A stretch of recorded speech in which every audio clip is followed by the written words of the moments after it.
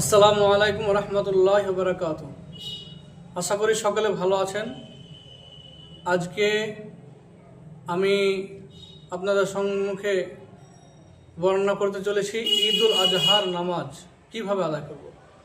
ঈদুল আজহার নামাজ 2 রাকাত নামাজ, 2 রাকাত ওয়াজিব নামাজ। ঈদুল আজহার 6 তাকবীর অতিরিক্ত হবে।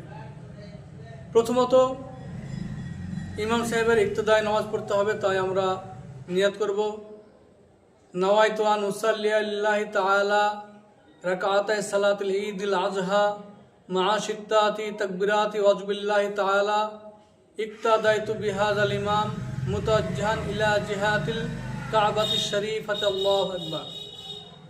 যদি কারো আরবি জানা না থাকে তাহলে বাংলায় নিয়াত করবেন, আমি আল্লাহর হস্তে কাবা শরীফের দিকে মুখ করিয়া 2 রাকাত ঈদুল আজহার ওয়াজিব নামাজ এই ইমামের পিছনে পড়ার জন্য দাঁড়াইলাম।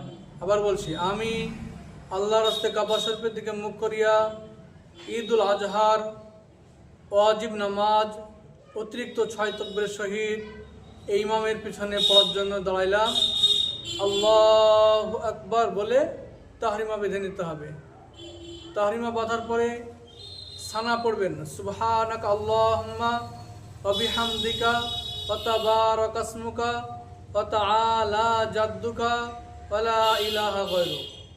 সানা পড়ার পর ইমাম সাহেব অতিরিক্ত 3 তাকবীর দেবেন।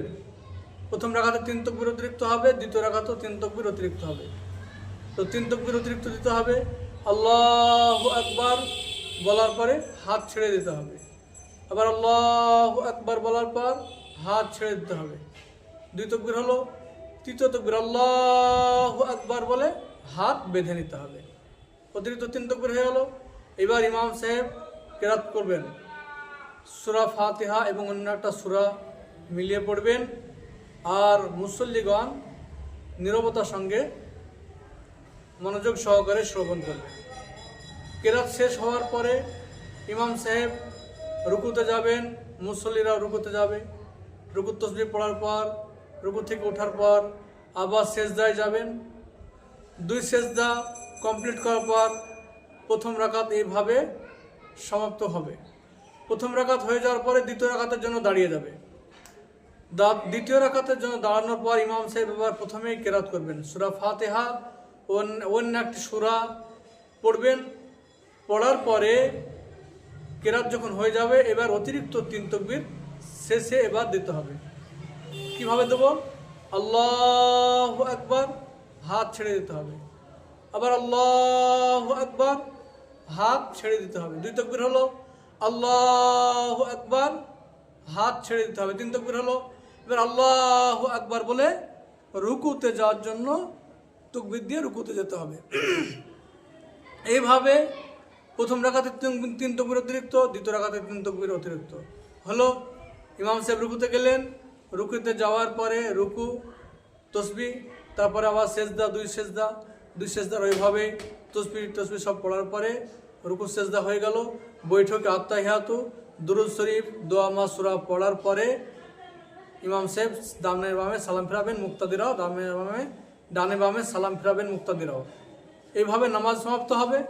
তারপরে ইমাম সাহেব খুতবা পড়বেন, সকল মুসল্লি মনোযোগ দিয়ে শ্রবণ করবেন। অনেক জায়গাতে, যে সমস্ত জায়গাতে বড় জামাত হয়, অনেক সময় দেখতে পাওয়া যায় যে মুসল্লিরা নামাজ শেষে খুতবা শোনার আগেই চলে আসে। এটা চরম ভুল এবং অন্যায় কাজ।